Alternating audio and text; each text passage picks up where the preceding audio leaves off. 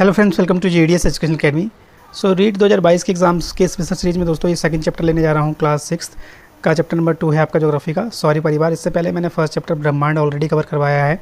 तो जो लोग दोस्तों रीट 2022 लेवल 2 में एसएसटी की तैयारी कर रहे हैं उनके लिए दोस्तों एक मोस्ट इंपॉर्टेंट सीरीज़ होने वाली है।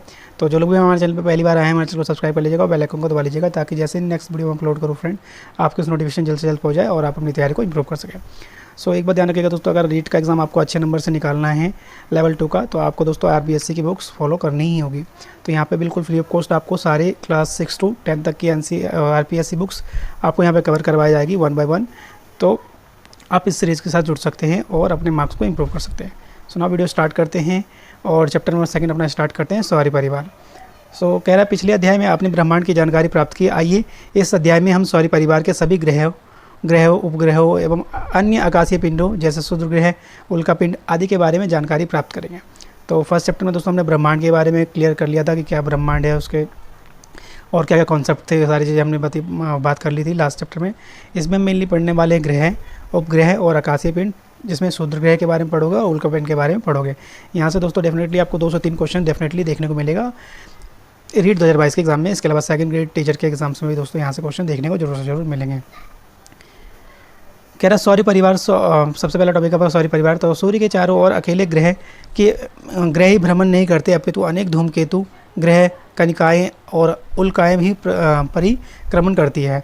सूर्य ग्रह, उपग्रह, धूमकेतु, उल्का आदि सम्मिलित रूप से एक विशाल खगोलीय समूह है जिसे सौर परिवार या सौर जगत कहा जाता है। इन सभी खगोलीय पिंडों में सूर्य अधिक महत्वपूर्ण है, इसलिए है सूर्य को सौर परिवार का पिता या जनक भी कहा जाता है। तो दोस्तों यहाँ पे मेनली आपको क्या समझ में आया। अगला टॉपिक है आपका ग्रह। सो सौरमंडल के सभी खगोलीय पिंड एक निश्चित पथ पर सूर्य का चक्कर लगाते हैं, जिसे क्या कहा जाता है दोस्तों, कक्ष कहा जाता है। इसके बारे में सबसे पहले बताने वाले व्यक्ति थे 1542 में निकोलस कोपरनिकस ने बताया कि सूर्य सौरमंडल के केंद्र में है और सभी ग्रह उनके चारों ओर चक्कर लगा रहे हैं। तो ग्रह को चक्कर का जो नियम है किसने बताया दोस्तों, तो ध्यान रखिएगा किसने बताया इसके बारे में, तो कोपरनिकस ने ही बताया कि सूर्य के बीच में है और बाकी कह रहे क्या कर रहे हैं, उसके चक्कर लगा रहे हैं। मोस्ट इंपॉर्टेंट क्वेश्चन आपका यहाँ से बनता है। कह रहा आधुनिक वैज्ञानिकों के अनुसार हमारे सौरमंडल की आयु लगभग 460 करोड़ वर्ष है।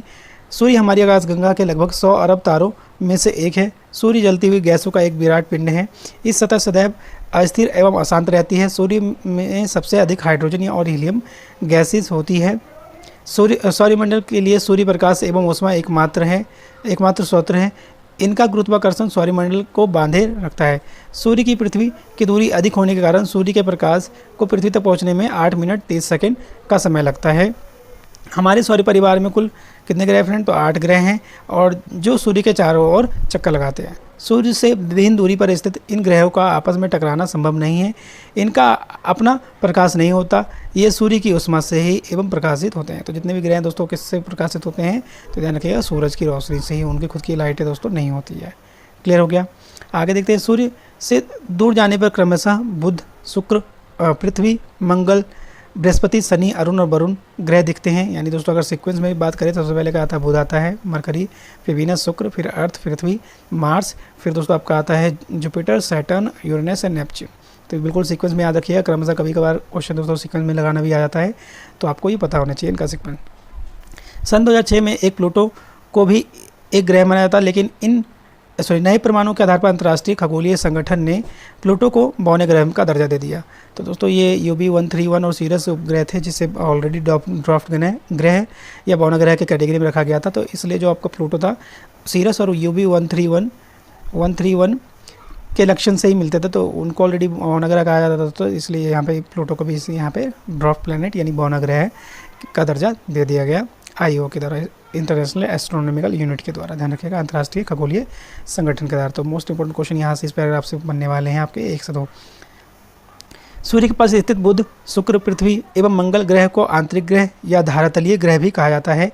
ये छोटे और अधिक घनत्व वाले और चट्टानों से बने होते हैं। बृहस्पति, शनि, अरुण, वरुण ग्रह आकार में बड़े एवं कम घनत्व वाले होते हैं। इन्हें ग्रह ग्रह या गैसीय ग्रह भी कहा जाता है। तो दोस्तों यहाँ ध्यान रखिएगा, स्टार्टिंग के जो 4 ग्रह हैं कौन कौन से, mercury, Venus, earth and Mars, ये 4 जो ग्रह हैं फ्रेंड आपके, वो क्या कहलाते हैं, इंटरनल ग्रह या फिर टेरेस्ट्रियल ग्रह कहते हैं, पर्वतीय ग्रह। घनत्व की बात करें दोस्तों तो इनका घनत्व क्या होता है, अधिक होता है। और बाकी जो 4 ग्रह बच जाते हैं बाहर बाद में, जुपिटर, सैटर्न, यूरेनस और नेपच्यून, इनको दोस्तों बाह्य ग्रह भी कहा जाता है, या फिर इन्हें गैसेस ग्रह भी कहा जाता है, या फिर इसे जोवियन ग्रह भी दोस्तों कहा जाता है। जोवियन का मतलब ये क्या है, गैस, ध्यान रखिएगा। तो ये अलग अलग नाम से भी जाने जाते हैं, तो कभी कभार क्वेश्चन यहाँ से भी जरूर से जरूर पूछ लिया जाता है। बाकी ये सीक्वेंस आप इस पिक्चर में देख सकते हैं। सबसे पहले आपका बुध है, सूर्य का सबसे नज़दीक ग्रह, तो उसका शुक्र आता है, फिर पृथ्वी, फिर मंगल, फिर आपका दोस्तों शुद्र ग्रह आते हैं जुपिटर और सॉरी ये शुद्र ग्रह है, फिर आपका जुपिटर आ जाता है फ्रेंड, और फिर सैटर्न, फिर धूमकेतु, कॉमेट्स, फिर दोस्तों ये मतलब ये धूमकेतु है, और फिर अरुण, फिर वरुण। तो मेनली ग्रह का नाम क्या क्या है फ्रेंड, ध्यान रखिएगा, बुध, शुक्र, पृथ्वी, मंगल, बृहस्पति, सैटर्न, अरुण और वरुण। क्लियर हो गया। आगे अगर डिफरेंसेस पूछना है दोस्तों तो डिफरेंसेस आप यहाँ पे देख सकते हैं, देख लेते हैं फिर भी हम। आंतरिक ग्रह और बाह्य ग्रह। तो कह रहा है इनका निर्माण चट्टानों से हुआ है, इनका घनत्व अधिक है, जबकि बाह्य ग्रह जो है दोस्तों इनका निर्माण गैसों और तरल पदार्थों से हुआ है, इनका घनत्व क्या होता है, कम होता है। घनत्व का दोस्तों वेट। और आपको पता है दोस्तों शनि एक ऐसा ग्रह है जिससे पानी पे क्या होता है, अगर उतार दिया तो वो तैरने लग जाएगा, इतना घनत्व उनका कम होता है। ठीक है। अब बुध की बात करें तो बुध सूर्य की परिक्रमा लगाने में 88 दिन लेता है, अपने कक्ष में घूर्णन में 59 दिन। और इनके ग्रुप उपग्रह कितने फ्रेंड, तो 0, कोई भी इनका उपग्रह नहीं है। शुक्र की बात करें तो सूर्य के एक परिक्रमा लगाने 255 दिन, अक्ष का घूर्णन 243 दिन, और उपग्रहों की संख्या दोस्तों इनकी भी 0 है। पृथ्वी की बात करें तो सूर्य की परिक्रमा करने में कम से कम कितना टाइम लेता है, 365, अपने अक्ष पर घूमने में 1 दिन, और उपग्रह कितने हैं दोस्तों, 1 है, जो कि आपको पता है मून है। क्लियर है। फोर्थ है आपका मंगल, सूर्य की परिक्रमा करने में 687 दिन लगते हैं, अपने अक्ष में घूमने में 1 दिन, और उपग्रह की संख्या कितनी है आपका, 2 है। वो कौन सा है दोस्तों, फोमस और डिमोस, ध्यान रखिएगा, इनका नाम भी फोमस और डिमोस, इनके 2 उपग्रह हैं। फिफ्थ है आपका बृहस्पति। सूर्य की परिक्रमा करने में 11 वर्ष 11 महीने, अपने अक्ष में दोस्तों 9 घंटे 56 मिनट, और इसके कितने ग्रह हैं दोस्तों, 16 हैं। शनि आपका है, शनि सूर्य की परिक्रमा करने में 29 वर्ष 5 महीने लगाता है, अपने अक्ष पर 10 घंटे 40 मिनट। उपग्रह की संख्या दोस्तों कौन सी है, कितनी है, 18 है, ध्यान रखिएगा। और टाइटन जो है वो यहाँ का सबसे बड़ा उपग्रह है। नेक्स्ट है आपका अरुण। तो अरुण की बात करें तो परिक्रमा करने में 84 वर्ष और घूर्णन करने में 17 घंटे 14 मिनट, और लगभग इसके ग्रह कितने हैं, 17 हैं। और वरुण की बात करें लास्ट आपका है, सूर्य की परिक्रमा करने में 164 वर्ष, घूर्णन करने में 16 घंटे 7 मिनट, और उपग्रह कितने फ्रेंड आपके 8 है। तो यहाँ से जरूर क्वेश्चन देखने को मिल सकते हैं, आप डिफरेंसेस को कवर करके पूरा टॉपिक ईजिली कवर कर सकते हैं ना। आगे बात करते हैं, कह रहा खगोल वैज्ञानिक ने सौरमंडल के सभी पिंडों के कई वर्ग बनाए हैं, जैसे ग्रह, उपग्रह, बौने ग्रह, लघु पिंड, उपग्रह, आकाशीय पिंड। उपग्रह ऐसे आकाशीय पिंड को कहते हैं जो किसी ग्रह के चारों ओर चक्कर लगाते हैं। ध्यान रखिएगा, उपग्रह कौन से होते हैं फ्रेंड, वो पिंड जो क्या करते हैं, ग्रहों को चक्कर लगाते हैं। क्लियर है। और ग्रह किसके लगाते हैं फ्रेंड, तो सूर्य के लगाते हैं। ऐसा पिंड जो सूर्य की परिक्रमा करता है और दूसरे पिंडों को रास्ता भी काटता है, उसे क्या कहा जाता है दोस्तों, बौना ग्रह कहा जाता है। तो ध्यान रखिएगा, बौने ग्रह की डेफिनेशन क्या है, ऐसा पिंड है जो सूर्य की परिक्रमा भी करता है और दूसरे पिंडों का रास्ता भी काटता है, उसे बौना ग्रह कहा जाता है।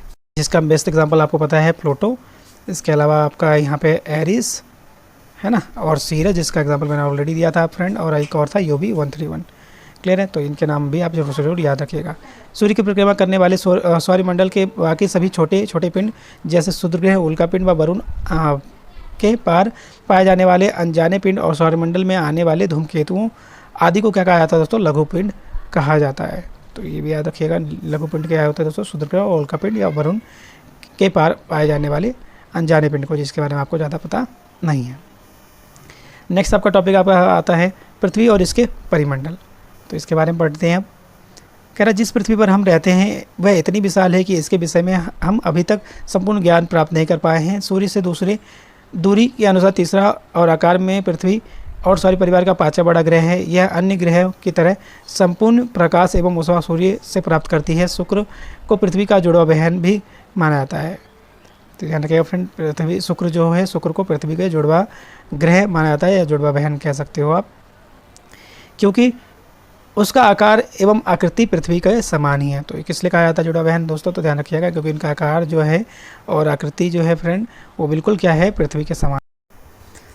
आगे कह रहा है पृथ्वी के मापन से पता चलता है कि यह दोनों ध्रुवों पर कुछ दबी हुई है और विषुवत वृत्त पर कुछ उभरी हुई है। तो जो दोस्तों मैंने अभी सेम बताया वही चीज़ें यहाँ पे लिखी हुई है। सौरमंडल में पृथ्वी एक अनोखा ग्रह है जिस पर जीवन संभव है। पृथ्वी पर जीवन होने के कारण इसे क्या कहा जाता है दोस्तों तो जीवांत ग्रह भी कहा जाता है। सूर्य के निकटवर्ती ग्रह अधिक गर्म और दूर स्थित अत्यधिक ठंडे होते हैं, इसलिए वहाँ जीवन संभव नहीं है। पृथ्वी की औसत तापमान 15 डिग्री सेंटीग्रेड है, जो जीवन के लिए आदर्श है। यह तापमान वायुमंडल के कारण बना रहता है। यह पर्यावरण के 3 प्रमुख परिमंडल आपस में मिलते हैं और एक दूसरे को प्रभावित करते हैं। पृथ्वी की ऊपरी ठोस परत जिस पर हम रहते हैं उसे क्या कहा जाता है दोस्तों, तो स्थलमंडल या भूमंडल कहते हैं। स्थलमंडल पर मिट्टी पाई जाती है, जिससे किसी न किसी रूप में सभी जीवों को भोजन प्राप्त होता है, और स्थलमंडल से ही विभिन्न प्रकार के खनिज मिलते हैं जो जीवन निर्वाह के लिए महत्वपूर्ण हैं। पृथ्वी के चारों ओर गैसों का आवरण उसे क्या कहा जाता है दोस्तों, तो वायुमंडल कहा जाता है। Nitrogen, oxygen, argon, carbon dioxide आदि वायुमंडल में पाई जाने वाली प्रमुख गैसें हैं। ऑक्सीजन एक क्या है, जीवनदायिनी गैस है, जिससे सभी जीव श्वसन क्रिया में लेते हैं। जो जीवन के लिए सबसे अत्यधिक है, पृथ्वी के लगभग 71% भाग पर है, और इसे ही क्या कहा जाता है दोस्तों, जलमंडल कहा जाता है। और पृथ्वी का जल ग्रह या नीला ग्रह भी कहा जाता है। तो पृथ्वी को ध्यान रखिएगा, क्या कहा जाता है, जल ग्रह या फिर नीला ग्रह भी कहा जाता है। पृथ्वी पर जल महासागरों, सागरों, झीलों, नदियों आदि में पाया जाता है। महासागरों का जल क्या होता है दोस्तों, तो खारा होता है। पृथ्वी की सतह के अधिकांश भागों पर किसी न किसी प्रकार का जीवन पाया जाता है। वायुमंडल, जलमंडल, स्थलमंडल तीनों सौर परिवार में केवल पृथ्वी पर ही पाए जाते हैं।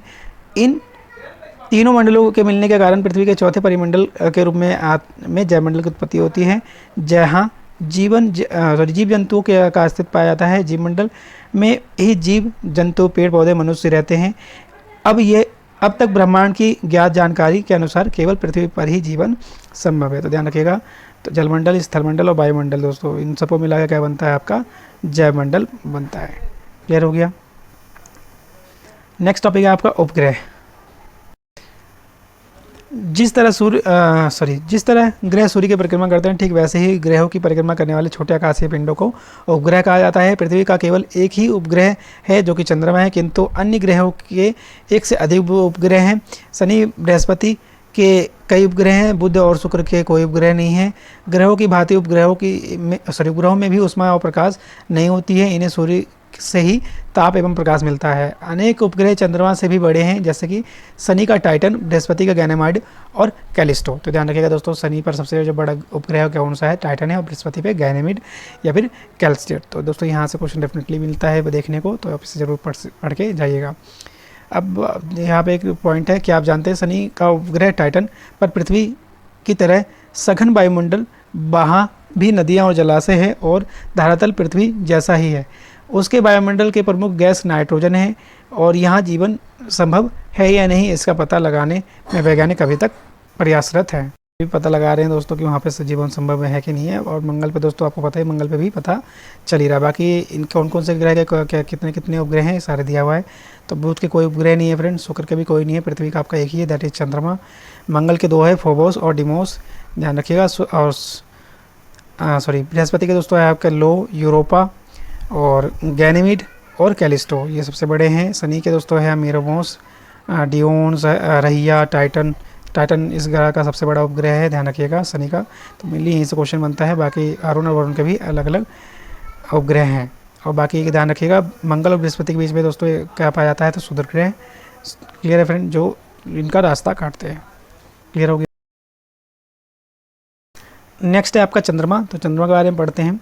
कह रहा पृथ्वी का सबसे नज़दीकी गोलाकार आकाशीय पिंड चंद्रमा है। आधुनिक खगोल शास्त्रियों के अनुसार वहाँ जल एवं वायु का अभाव है, इसलिए वहाँ जीवन संभव नहीं है। हमारी पृथ्वी के धरातल एवं चंद्रमा के धरातल के कुछ समानताएं हैं। चंद्रमा का धरातल पृथ्वी के धरातल के तहत ही उबड़ खाबड़, चंद्रमा की तुलना से पृथ्वी लगभग 81 गुना बड़ी है।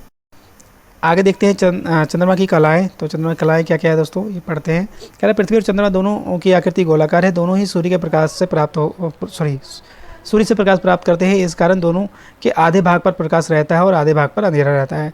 सूर्य से प्राप्त प्रकाश की किरणें चंद्रमा से परिवर्तित होकर पृथ्वी पर आती है और उसे हम चांदनी कहते हैं। महीने में एक बार चंद्रमा का पूर्ण प्रकाशित भाग पृथ्वी के सामने आता है। इसे भारत पूर्णिमा भी कहते हैं। इसी तरह महीने में एक बार चंद्रमा का अप्रकाशित भाग पृथ्वी के सामने होता है उसे अमावस्या कहते हैं। तो ध्यान रखिएगा दोस्तों, दोनों टॉपिक बहुत इंपॉर्टेंट है। अप्रकाशित भाग क्या कहलाता है? अमावस्या। और जो पूरा भाग दिखाई देता है तो वो आपका पूर्णिमा कहलाता है। पूर्णिमा से अमावस्या तक चंद्रमा का यह प्रकाशित भाग घटता जाता है और अमावस्या से पूर्णिमा तक बढ़ता जाता है। चंद्रमा की इन घटती बढ़ती आकृतियों को ही क्या कहा जाता है दोस्तों? चंद्र भी ऐसा कहा जाता है। और भारत में बढ़ते चांद के पखवाड़े को शुक्ल पक्ष या घटते चांद के पखवाड़े को कृष्ण पक्ष भी कहा जाता है। तो ध्यान रखिएगा दोस्तों, शुक्ल पक्ष जब पूर्णिमा आती है, ठीक है, और जब वो घटना स्टार्ट करता है तो कृष्ण पक्ष कहलाता है। क्लियर हो गया? आगे देखते हैं, चंद्रमा पर दिन में बहुत अधिक गर्मी एवं रात्रि में बहुत अधिक ठंड पड़ती है, इसलिए वहाँ का वातावरण जीवन के अनुकूल नहीं है। चंद्रमा को अपने अक्ष पर घूमने में लगभग 29 दिन एवं पृथ्वी के चारों ओर लगाने में 27 दिन का समय लगता है। तो ये था आपका चंद्रमा के बारे में। नेक्स्ट है आपका शुद्ध ग्रह। तो शुद्ध ग्रह क्या है फ्रेंड्स? शुद्ध ग्रह के बारे में सिंपल याद रखिएगा क्या है फ्रेंड? मंगल और बृहस्पति ग्रहों के बीच में एक पट्टी में स्थित परिक्रमा करने वाले असंख्य छोटे पिंड एवं शुद्ध ग्रह का आवर्तर ग्रह है। इनका निर्माण ग्रहों के बाद बचे मलबे से होता है और सेरस इसका सबसे मुख्य उदाहरण है। क्लियर है फ्रेंड? नेक्स्ट टॉपिक है आपका उल्कापिंड। तो उल्कापिंड क्या है फ्रेंड? उल्काएं धूमकेतु एवं क्षुद्र ग्रहों से टूटे हुए टुकड़े जो पृथ्वी की गुरुत्वाकर्षण से धरती की ओर खींचे चले आते हैं और मार्ग में वायुमंडल के घर्षण के कारण जलते हुए नष्ट हो जाते हैं। वायुमंडल में घर्षण के समय चमकीली रेखा के रूप में दिखाई देते हैं, जिन्हें हम टूटता हुआ तारा भी कहते हैं। कुछ उल्काएं बड़ी होने के कारण पूरी तरह से नष्ट नहीं हो पाती है तथा पिंडों के रूप में पृथ्वी पर टकरा जाते हैं। इस स्थिति में उन्हें क्या कहा जाता है दोस्तों? उल्कापिंड कहा जाता है और इससे पृथ्वी पर गड्ढे बन जाते हैं। तो ये देखिए यहाँ पे एग्जांपल दिया हुआ है, अमेरिका के एरिजोना प्रांत में उल्कापिंड गिरने की वजह से क्या होता है दोस्तों? गड्ढा बन गया था। तो यहाँ पे ये पूरा चैप्टर दोस्तों मैंने एक शॉर्ट में समझाने की कोशिश करी है। शब्दावली दिया हुआ है तो देख लेते हैं सभी। सौरमंडल का मतलब सिंपली क्या है? सूर्य और पृथ्वी सहित सभी ग्रह उपग्रह एवं अन्य लघुपिंड। पखवाड़ा क्या होता है दोस्तों? तो महीने का आधा भाग कहलाता है पखवाड़ा। शुद्र या आबंतरण ग्रह क्या होता है दोस्तों? तो मंगल और बृहस्पति के मध्य स्थित छोटे खगोलीय पिंड जिसे शुद्र ग्रह कहते हैं आप। और उपग्रह क्या है? ग्रहों के चारों ओर लगाने वाले चक्कर को क्या कहते हैं दोस्तों? उपग्रह कहते हैं। और यहाँ पर कुछ MCQ बेस्ड क्वेश्चन भी है तो इसे भी देख लेते हैं साथ में। वर्तमान में कितने ग्रह फ्रेंड? तो आपको पता है 8 ग्रह हैं, तो ऑप्शन ए सही हो जाएगा। सौरमंडल का सबसे बड़ा जो ग्रह है दोस्तों कौन सा है? तो आपको पता है सबसे बड़ा कौन सा है दोस्तों? बृहस्पति होगा। मैचिंग वाला है तो सबसे छोटा ग्रह कौन सा है? बुध है। जीवांत ग्रह किससे कहा जाता है दोस्तों? पृथ्वी को कहा जाता है। पृथ्वी का उपग्रह कौन सा है? चंद्रमा है। वलय धारक कौन सा है दोस्तों? तो शनि है, शनि में वलय पाया जाता है। और सबसे चमकीला ग्रह कौन सा है दोस्तों? तो ध्यान रखिएगा ये आपका शुक्र कहलाएगा। Clear friend? तो इस वीडियो में इतना ही। मैंने कोशिश करी दोस्तों शॉर्ट में आपको पूरे चैप्टर की थ्योरी समझा दूँ। तो इस वीडियो में इतना ही, मिलते हैं नेक्स्ट चैप्टर के साथ। तब तक के लिए thank you so much and all the best. अगर हमारी वीडियो पसंद आए दोस्तों प्लीज़ लाइक कर दीजिएगा, इससे ज़्यादा लोगों तक शेयर कर दीजिएगा।